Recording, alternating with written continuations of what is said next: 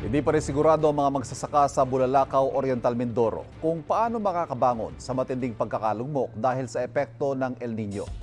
Lugi na nga, dumoble pa ang kanilang mga utang sa pagsasaka. Ang pamahalaan may tulong naman daw para sa mga magsasaka.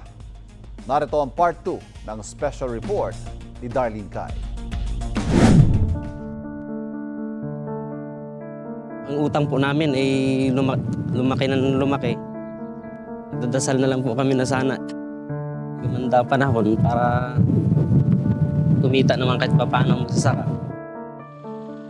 Mahigit 200 ang mga syudad at munisipalidad sa buong bansa ang nasa ilalim ng state of calamity dahil sa El Nino ayon sa pinakahuling tala ng Task Force El Nino. Sabi ng Pag-asa, asahan pa rin daw na patuloy nating mararamdaman ang mga epekto nito ngayong buwan. Pagkatapos niyan, La Nina phenomenon naman ang ating haharapin. Habang hindi pa tuluyang pumapasok ang tag-ulan, nananatiling malaki ang problema ng ating mga magsasaka. Kabilang dyan ang mga magsasaka sa bayan ng Bulalakaw sa Oriental Mindoro. Yan ang kauna-unahang lugar sa Pilipinas na nagdeklara ng state of calamity dahil sa El Nino. Pero ni isang piraso ng melon, walang naani ang mga magsasaka rito. Ang iilang piraso na tumubo, nabansot na o hindi lumaki. Dahil sa kakulangan po sa tubig, wala pong malapagkunang ng pandilig. So hindi na ito lalaki? Hindi na po lalaki. Hindi na po kayang suportahan ng tubig kasi kailangan ng tubig ito mo. Hindi na mapapakinabangan? Hindi na po makinabangan. Hindi na raw tuloy alam ng mga magsasaka rito kung ano ang ipakakain sa kanilang mga pamilya.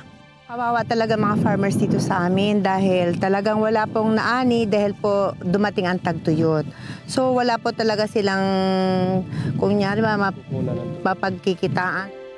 Paano raw bababawi kung hindi naman sila makapagpatubo ng halaman? 6 na buwan na kasing hindi umuulan sa Bulalakaw. Tuyong-tuyo na ang mga ilog.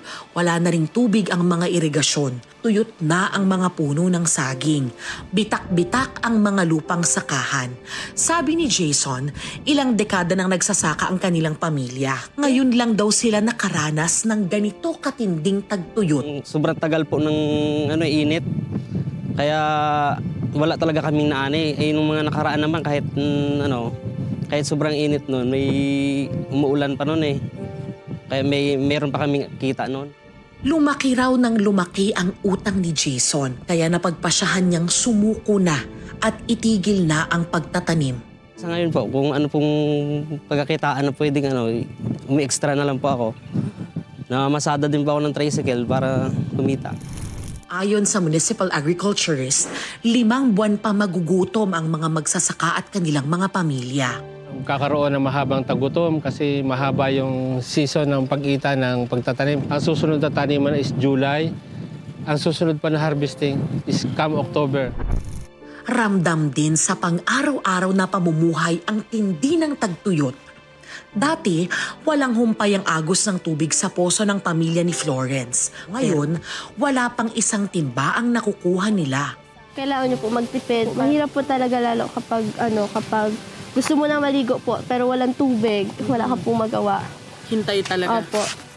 Sinubukang magbomba ni Florence ng tubig na gagamitin sa paglalaba. Wala pang 1 minuto, wala na siyang makuha. Sa kabila ng mga pinsalang idinulot ng El Nino sa bansa, wala pa raw dapat ipangamba pagdating sa supply ng pagkain, tubig at enerhiya, sabi ng gobyerno. Nakikita natin yung pinsala sa sakahan, mga tuyong palayan, mga sirang crops. So, yun yung nakikita nating damage. Pero syempre, hindi lamang agriculture yung posibleng maapektuhan. Pwede din yung water security, energy security, food sufficiency. Pero tinitiyak ng gobyerno sa pamamagitan ng Task Force El Nino na sa ngayon ay sapat pa ang supply ng lahat ng ito. Sa bigas halimbawa, sapat pa raw ang supply natin hanggang Setyembre dahil sa mga pumasok at papasok na imported rice. Pero ayon sa grupong Federation of Free Farmers Cooperative, posibleng magkulang na ang supply ng bigas dahil sa napipintong pagkaantala ng pagpasok ng tag-ulan. Sa bayan ng Bulalakaw, mahigit 500 na sa kalahati na raw ng kabuuang bilang ng mga magsasakang nakatanggap ng indemnity checks dahil insured ang kanilang mga taniman. Pinoproseso pa raw ang sa ibang mga magsasaka. Dahil nasa ilalim ng state of calamity, pwedeng gamitin ang calamity fund ng LGU. Kaya namigay na raw sila ng tig 25 kilo ng bigas sa mga magsasaka. Namigay na rin daw ang gobyerno ng cash assistance, fuel subsidy at farming supply sa mga apektadong magsasaka sa ibang lugar sa bansa.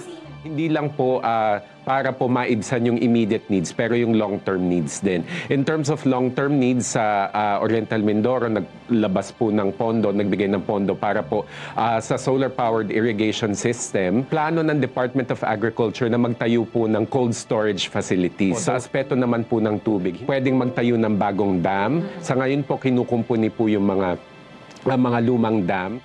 Kahit unti-unti nang umuulan itong mga nakaraang araw, ayon sa Pag-asa, hindi ibig sabihin nito ay ligtas na tayo sa El Nino. Uulit at uulit ito sa hinaharap. Before year 2000, yung occurrences po ng strong El Nino events is around every 10 to 15 years due to climate change as a result of global warming. So nakikita natin yung mga strong El Nino events. At kabilang sa mga dapat sisihin, tayo mismo.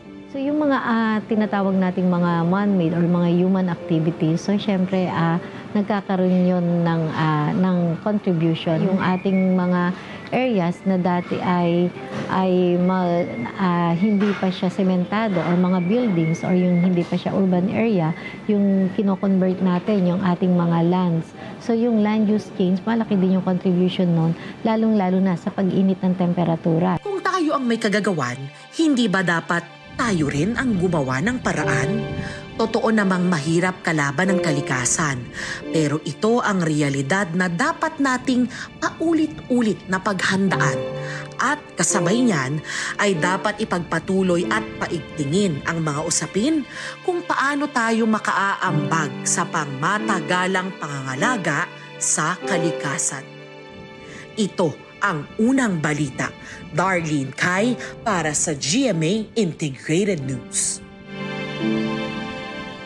Kapuso, para laging una ka sa mga balita, bisitahin at mag-subscribe sa GMA Integrated News sa YouTube. Sa mga kapuso abroad, samahan nyo kami sa GMA Pinoy TV at sa www.gmanews.tv.